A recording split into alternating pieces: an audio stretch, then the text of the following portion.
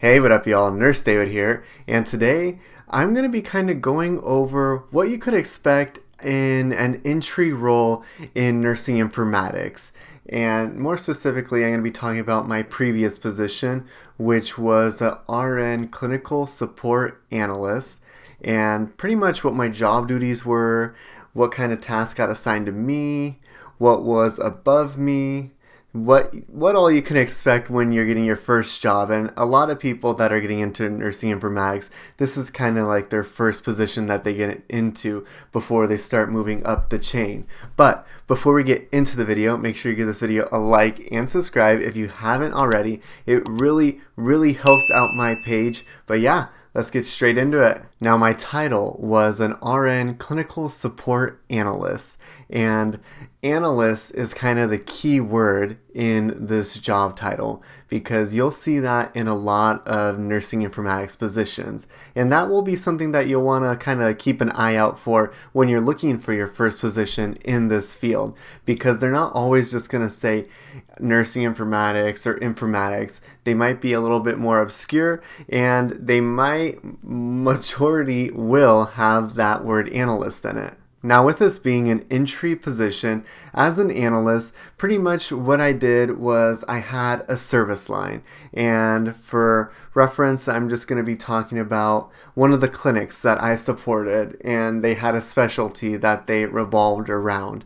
And I was in charge of that clinic and really providing at the elbow support for my providers, for my nurses, pretty much for all the staff there in the building. And what I mean by at the elbow support is if something had gone wrong and they need me to go over and troubleshoot it or kind of figure out a little bit more information about what was going on. I was there on campus Monday through Friday, and I was available to go around and find out what the issue was and really get more hands-on with it. So that's what I mean by at the elbow support. But in an analyst role, I was kind of the first line of defense. You know, people can reach out for help with their computers or their electronic health records, which I'm going to be calling EHR, but they can reach out with problems regarding their EHR on a chat, which I would sometimes man. So if people were on the chat like, hey, my EHR isn't functioning correctly, then I'd be able to remote into their computer and kind of help them like that. I only did that maybe twice a month, so that wasn't something that I normally did because we did have a full team that managed the chat. But then another line of defense was the phone call line.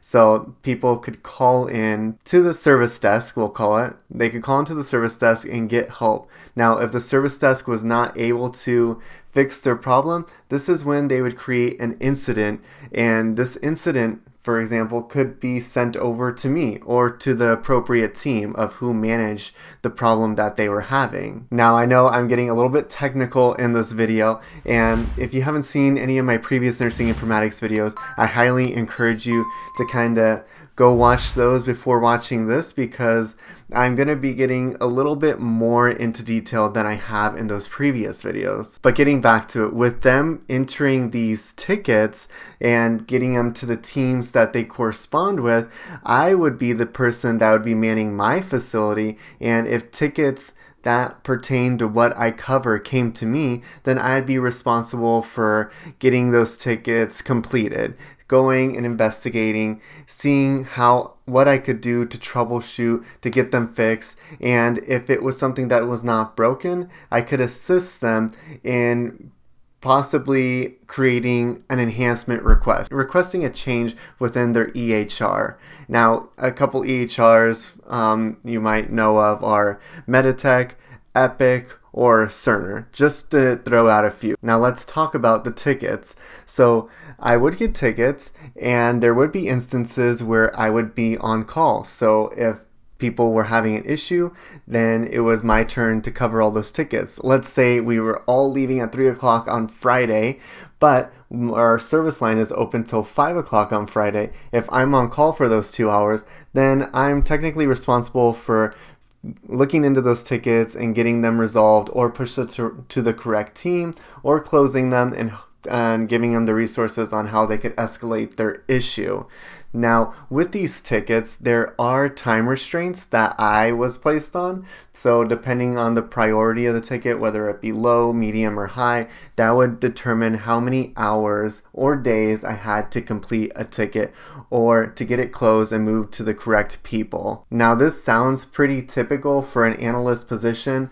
You're the ones really on the front lines dealing with these issues. In my current role that I'm in now, which is a step up, which I'm not really going to get into. I do not get assigned tickets anymore. I'm not technically on call anymore. So this is more of a task that will be supported by those analysts, by those people that manage the phones, that manage the chat. So this is something that you probably could expect in this position. That's all I'm going to say about the tickets. Now, another job role that I had as an analyst when I was all caught up on my work, and what I mean by caught up on my work was that I didn't have any outstanding tickets. I had caught up on all my emails. I've addressed anything that people have reached to me out on in Teams, would be to round my clinic. I would round my clinic probably several times a week, just going around making sure that everybody was doing okay with their computers, seeing if there was anything I could fix, because a lot of times people get busy, nurses, providers, they get busy and something might break, but they just don't have time to place a ticket online. So it's good for me to go around and get that exposure to them.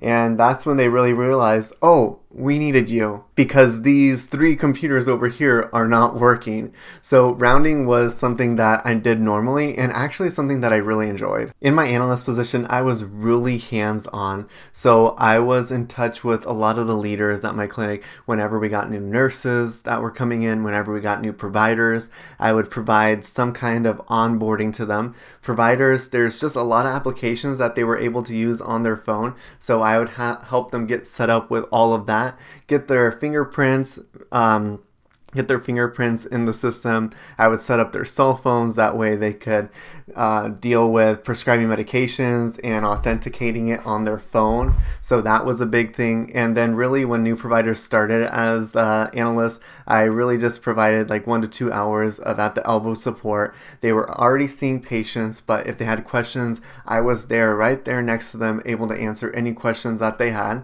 So that's pretty much what I did for onboarding for providers.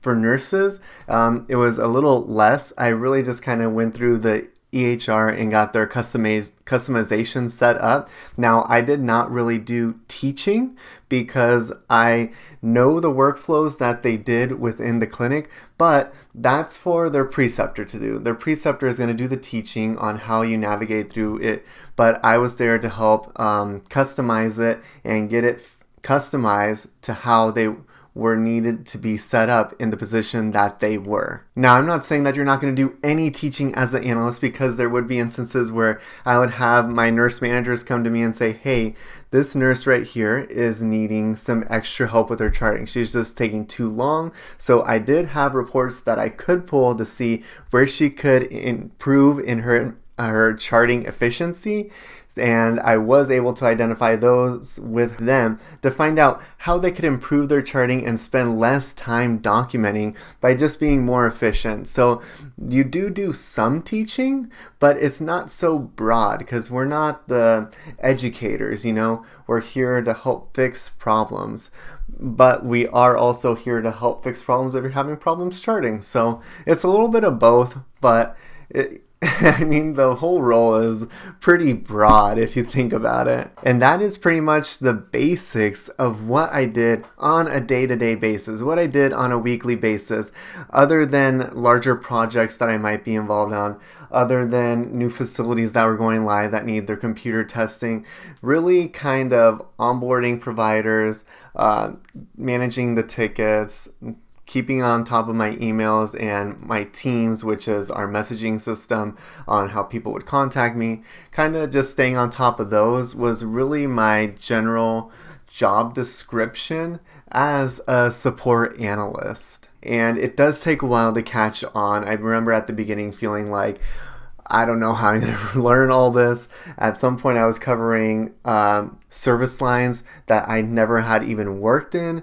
So was a little hesitant to jump into those because my background is neurotelemetry, but it really just helped broaden my understanding of workflows across the board. And by the 6-month mark, I was feeling a little bit more confident, not fully confident because there's just so much to it, but a little bit more confident that I could round and really address problems in real time. If you want to hear more about an entry position in informatics, go ahead and leave a comment down below. I know this was a lot, and if this was too much for you, I highly recommend you go watch some of my previous informatics videos where we do not get so technical and we kind of just keep it more broad. But yeah, I think that is about it. I'll talk to you guys later. Thanks. Bye.